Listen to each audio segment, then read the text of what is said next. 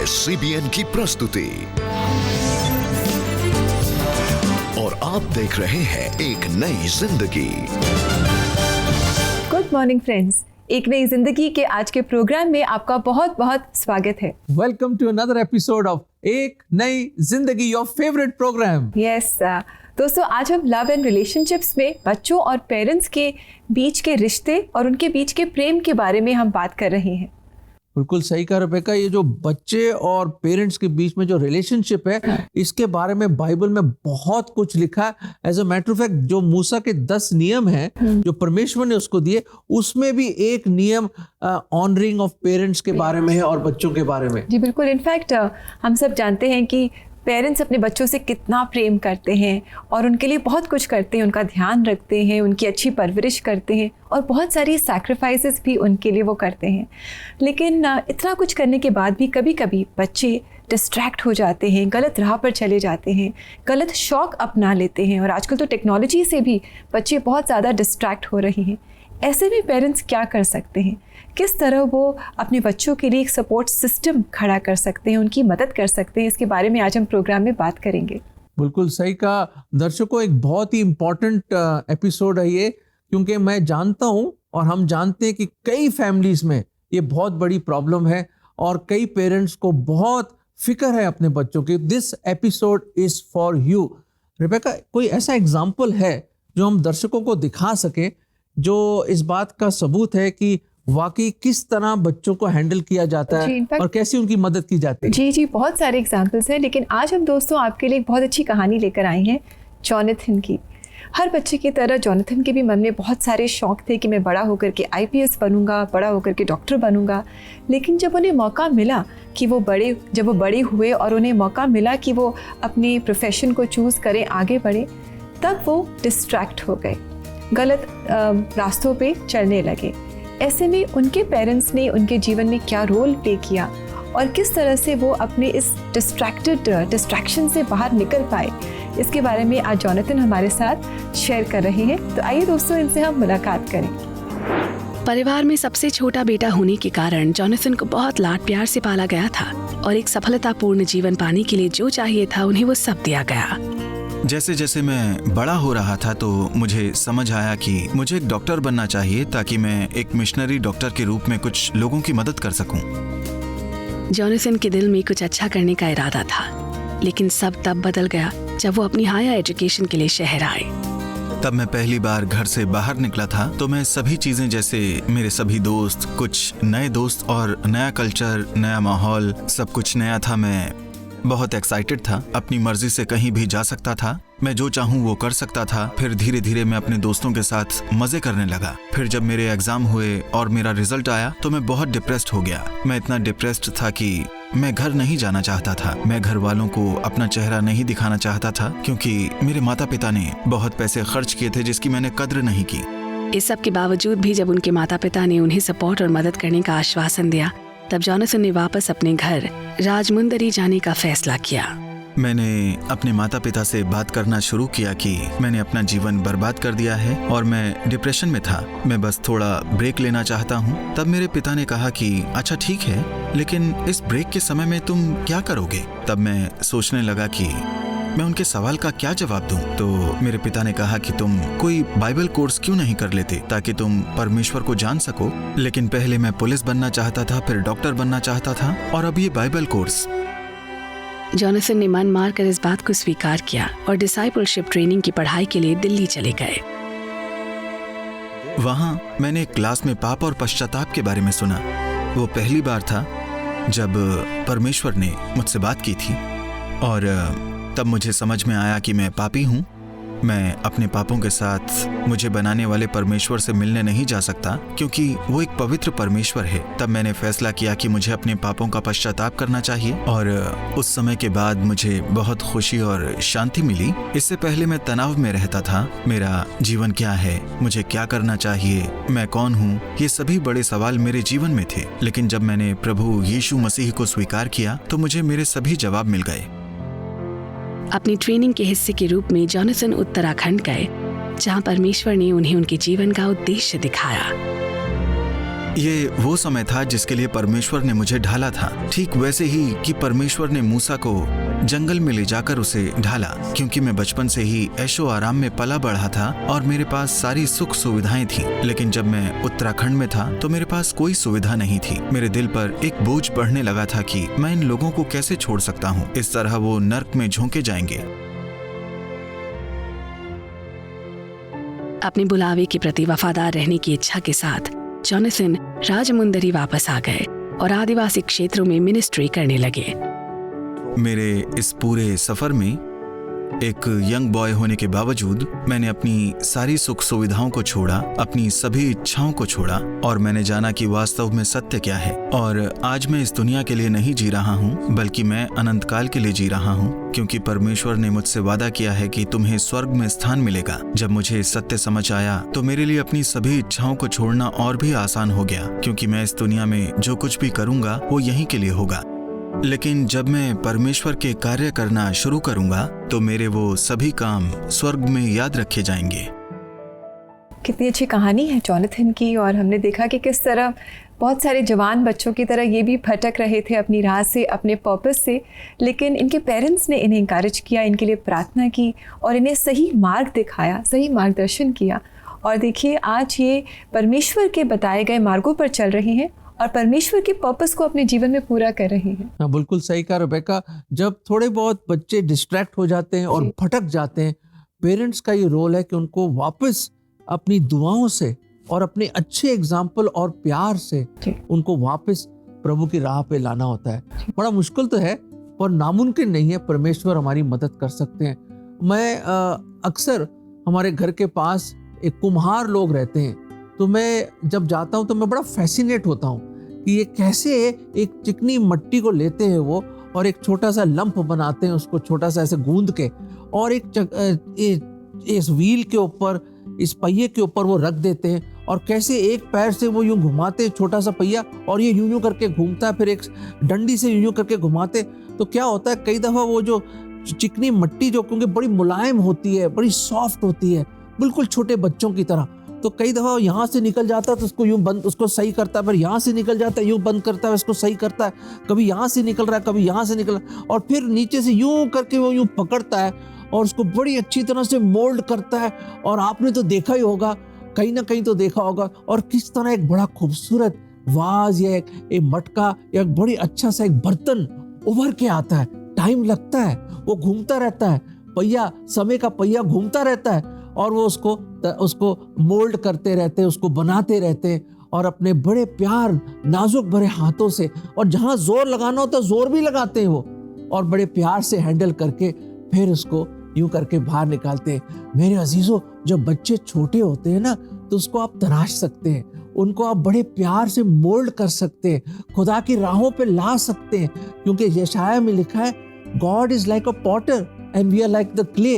हमारा जो खुदा है वो भी एक कुम्हार की तरह, यहोवा कैसा कुम्हार, हम लोग गाते हैं ये गाना, और हम लोग उसकी मिट्टी हैं और कैसे वो हमारे जीवन को बना रहा है रोज बाय रोज अपने ही स्वरूप में, अपने ही इमेज में हमें ढालता चला जा रहा है।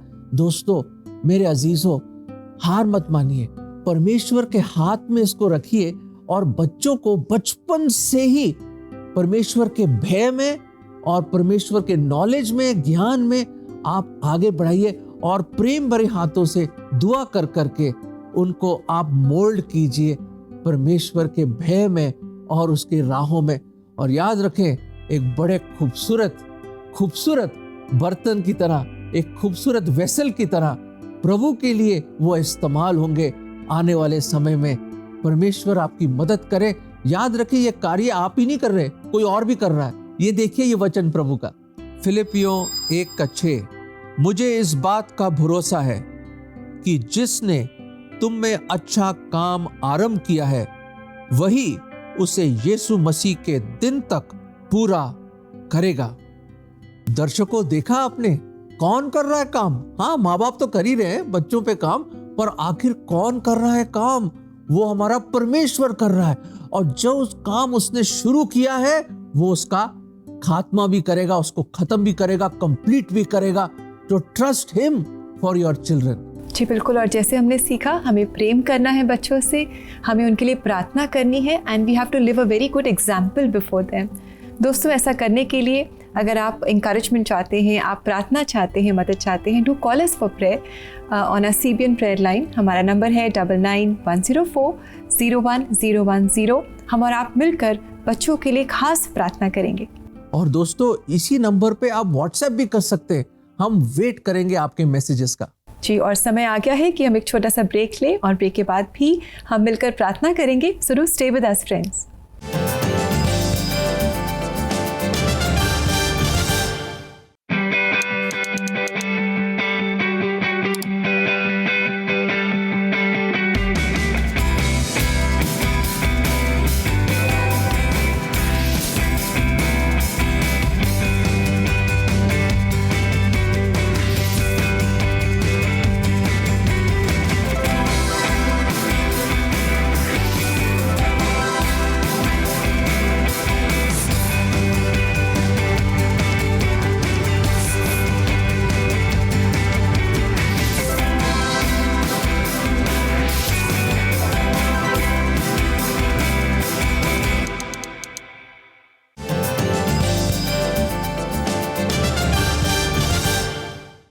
वेलकम बैक दोस्तों। आज एक नई ज़िंदगी प्रोग्राम में हम पेरेंट्स और बच्चों के बीच के खूबसूरत रिश्ते के बारे में बात कर रही हैं। और हमने जाना है कि जब हमारे बच्चे डिस्ट्रैक्ट हो जाते हैं या गलत आदतों की ओर उनका खिंचाव हो जाता है, तब कैसे हम पेरेंट्स उन्हें प्यार दिखाएं, उनके लिए प्रार्थना करें, उनका सही मार्गदर्शन करें और उन्हें एक अच्छा सपोर्ट दें। बिल्कुल सही कहा रेबेका, प्रार्थना बहुत ज़रूरी है। हाँ। और वही हम अब करने वाले हैं, है ना? जी बिल्कुल, अभी हम प्रार्थना करेंगे। और आइए दोस्तों, पढ़े आपके रिक्वेस्ट जो आपने हमें भेजी हैं। ये पहला मैसेज व्हाट्सएप से हमें मिला है सपना पॉल की तरफ से, और वो यूँ लिखती है, मेरा रिलेशनशिप मेरे बेटे के साथ अच्छा नहीं है। मैं 78 ईयर्स की हूँ। कृपया हमारे बीच सब ठीक होने के लिए प्रार्थना कीजिए।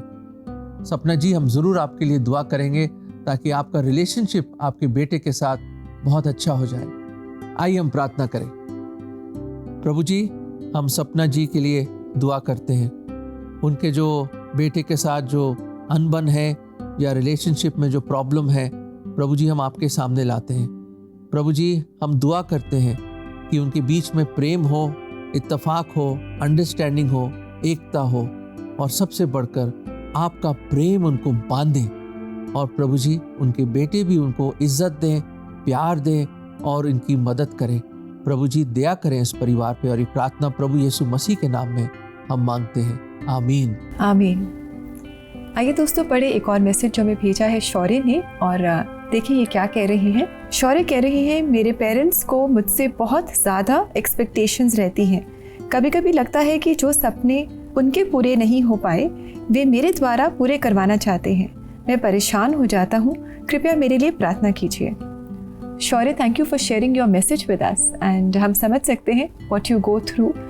हो जाता है कभी कभी कि पेरेंट्स अनरियलिस्टिक या बहुत ज़्यादा हाई एक्सपेक्टेशंस बच्चों से रखते हैं। लेकिन आप ये भी याद रखें कि आपके पेरेंट्स आपसे बहुत प्यार करते हैं। And we would love if you could find time and sit and talk with your parents and discuss this with them and help them to understand, you know. And आइए समय हम आपके लिए खास प्रार्थना करें। पिता परमेश्वर, हम इस समय शौर्य के लिए खास प्रार्थना करते हैं। हम धन्यवाद करते हैं इस बच्चे के लिए और मांगते हैं कि जो चैलेंजेस इसके हैं, जहाँ ये बहुत प्रेशराइज्ड फील कर रहा है, बहुत स्ट्रेस्ड और एंग्शियस फील कर रहा है अपने पेरेंट्स की एक्सपेक्टेशंस की वजह से, हम मांगते हैं कि इसका अपने पेरेंट्स के साथ एक ऐसा रिश्ता बन जाए जहाँ ये अपने पेरेंट्स को समझ सके और पेरेंट्स भी शौर्य को समझ सकें। एक बहुत ही अंडरस्टैंडिंग वाला, एक बहुत ही सेंसिटिव रिलेशनशिप हो, हम ये मांगते हैं। और सबसे बढ़कर हम मांगते हैं कि ऐसा रिश्ता जिसमें आपका प्रेम हो, जिसमें आपकी उपस्थिति हो। हम मांगते हैं कि शौर्य के पेरेंट्स की और शौर्य की उम्मीदें एक दूसरे से नहीं पर आपसे हों, ये हम मांगते हैं। आपकी आशीषें इनके जीवन में हो, ये प्रार्थना प्रभु यीशु मसीह के नाम में लाते हैं, आमीन आमीन। आइए हम सब के लिए प्रार्थना करें, खास तौर से हमारे जो दर्शक लोग हैं जो शायद चाहते हैं कि वाकई कोई हमारे लिए प्रेयर करे। Let us pray. प्रभु जी, आप जानते हैं कि हमारे जितने भी भाई बहन और दर्शक लोग ये प्रोग्राम देख रहे हैं, उनके घर में भी अगर कोई तनाव है, प्रॉब्लम्स हैं बच्चों के बीच में और माँ बाप के बीच में, प्रभु जी कोई भी ऐसी टेंशन है, स्ट्रेस है, प्रभु जी हम खास तौर से प्रेयर करते हैं प्रभु जी कि परिवारों को आप बचाएं। परिवार आपने बनाया है प्रभु जी, ये यूनिट आपने बनाया है प्रभु जी। बच्चे भी एक स्पेशल गिफ्ट है, एक वरदान है आपकी ओर से प्रभु। प्रभु मदद कीजिए कि हर एक घर में शांति हो, हर एक घर में प्यार हो, इत्तेफाक हो और माँ बाप बच्चों को समझ पाए अच्छा, और बच्चे माँ बाप की इज्जत करें और उनसे प्यार करें। प्रभु जी दया करें और पेरेंट्स को स्पेशल अंडरस्टैंडिंग दीजिए प्रभु कि अपने बच्चों को वो समझ पाए और आपके वचन के अनुसार उनको आपके भय में और आपकी धार्मिकता में आगे बढ़ा सके। ये प्रार्थना हम प्रभु यीशु मसीह के नाम में मांगते हैं, आमीन आमीन। दोस्तों चैलेंजिंग है पर फिक्र मत कीजिए, खुदा की मदद से बच्चों को आप प्रभु के भय में आगे बढ़ा सकते हैं। जी, और आइए दोस्तों आगे बढ़ते हुए हम देखें कि आज परमेश्वर का जीवित वचन हमें क्या करने के लिए इनकरेज कर रहा है।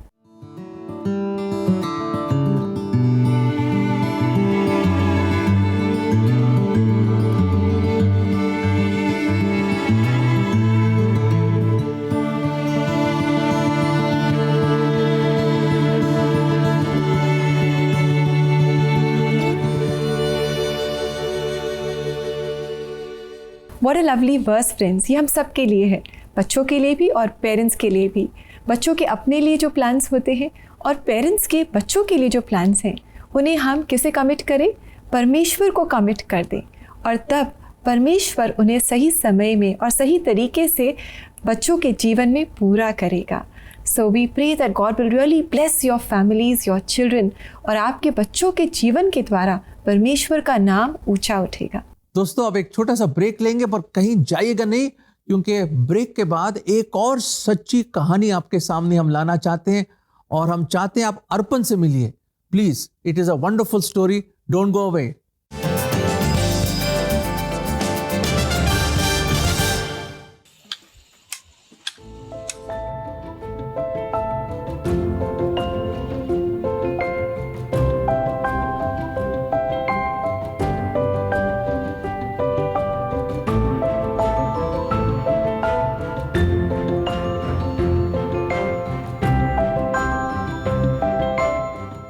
SRV जो है, जिसको हम लोग फुल फॉर्म में सोशल रोल वैलोराइजेशन बोलते हैं, उसको हिंदी में हम लोग सामाजिक भूमिका मूल्यवर्धन बोलते हैं। ये एक ऐसी थियोरी है जिसमें हम लोग ये देखते हैं कि लोग किस तरह सामाजिक सीढ़ी से नीचे गिरते हैं।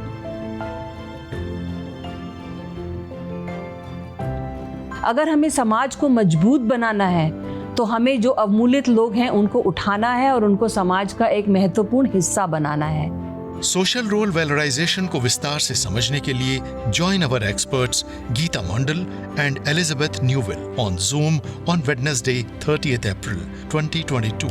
Register now on www.cbnindia.org to participate in this free online SRV workshop.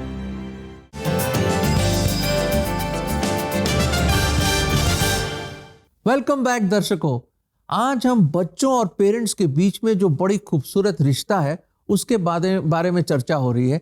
और जैसे हमने ब्रेक से पहले बताया, हम चाहते हैं आप अर्पण से मिलिए। क्यों रेबेका? जी बिल्कुल दोस्तों, आइए हम आपकी मुलाकात कराएं अर्पण से, जो भी अपने जीवन में डिस्ट्रैक्ट हो गए थे, गलत आदतों में, गलत मार्गों में, गलत संगत में वो पड़ गए थे, लेकिन इनके जीवन में एक टर्न अराउंड हुआ। आज ये अपनी कहानी हमारे साथ शेयर कर रहे हैं, आइए इनसे मिलें। अलीगढ़ शहर के रहने वाले अर्पण इमैनुअल जेकब बचपन से ही एक होनहार स्टूडेंट थे।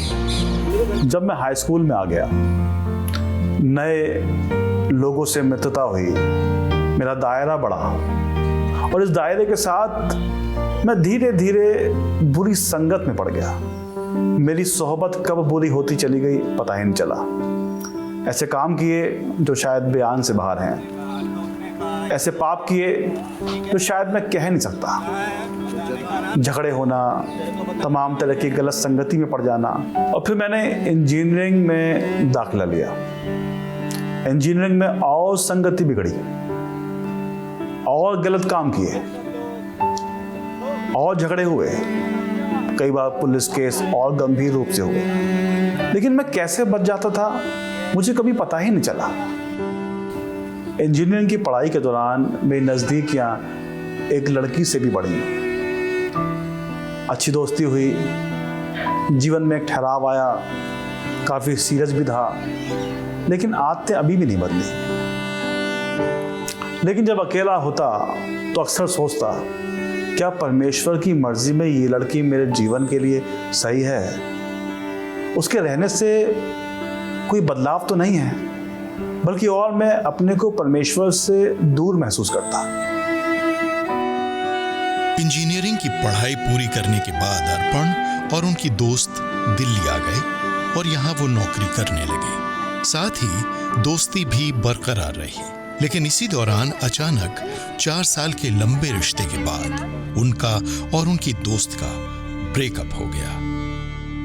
और इस अलगाव के बाद जीवन में अकेलापन और निराशा बढ़ने लगी। महसूस किया धीरे धीरे कि मेरे सभी दोस्तों ने ही मेरा साथ छोड़ दिया। और फिर मैं सोचने लगा, मेरे साथ ऐसा क्यों हुआ? और एक दिन जब वो बहुत दुखी थे तो उनके भाई उनके पास आए और वो उन्हें चर्च ले आए। और पास्टर ने मेरे लिए प्रार्थना करी। और जब वो प्रार्थना कर रहे थे, मेरी आंखों से आंसू बह रहे थे। और प्रार्थना करते करते सारे गुनाह एक एक करके मेरे दिमाग में आ रहे थे। मैं और रोता जा रहा था और मैं आंसू बहा रहा था। और मैं महसूस कर रहा था कि जब मैं बचा, जब मैं कमज़ोर था, जब मैं टूटा हुआ था, उन सभी बातों से बचाने वाला कोई और नहीं लेकिन मेरा प्रभु यीशु मसीह था।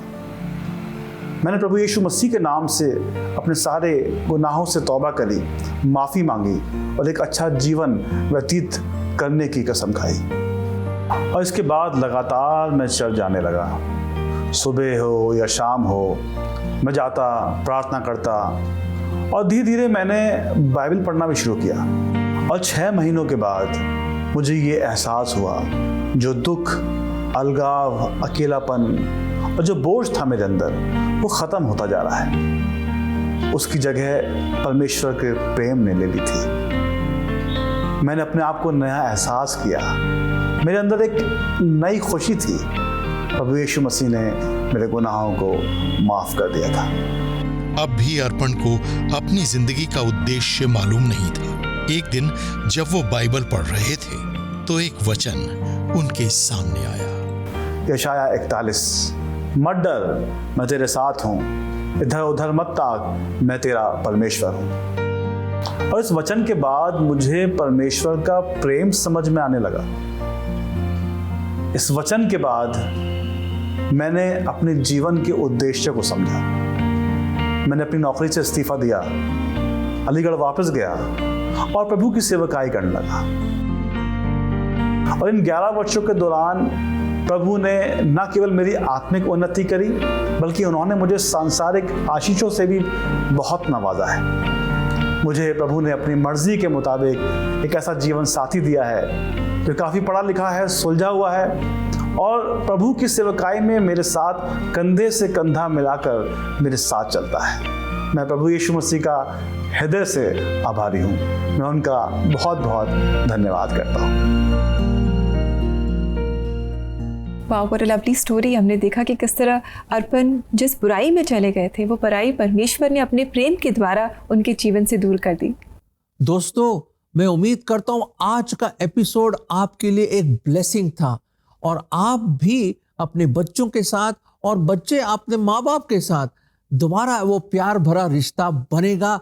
हमने अर्पण की लाइफ से देखा, अभी देखा, और जॉनथन की लाइफ से भी सीखा कैसे उनकी जिंदगी बदल गई। बेशक भटक गए थे, वो डिस्ट्रैक्ट हो गए थे, पर कैसे प्रभु के मार्ग में आ गए।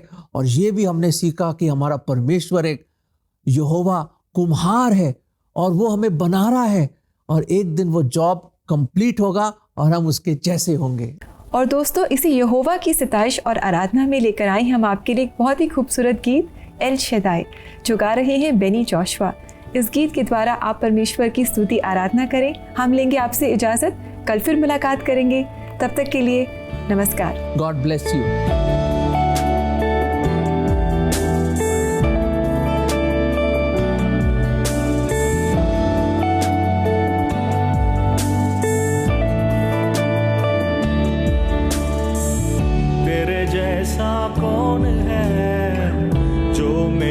भला करे, मेरा भरोसा सिर्फ तुझ पर प्रभु।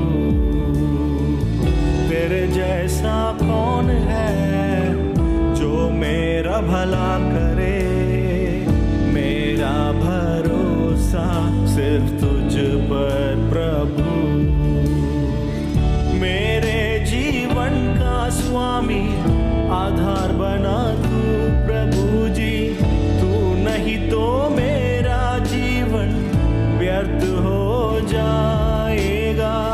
मेरे जीवन का स्वामी आधार बना तू प्रभु जी, तू नहीं तो मेरा जीवन व्यर्थ हो जाएगा। एल शेदाई आराधना, एलोहीम आराधना, अदोनाई आराधना, यीशुआ आराधना। एल शेदाई आराधना, एलोहीम आराधना, अदोनाई आराधना, यीशुआ आराधना।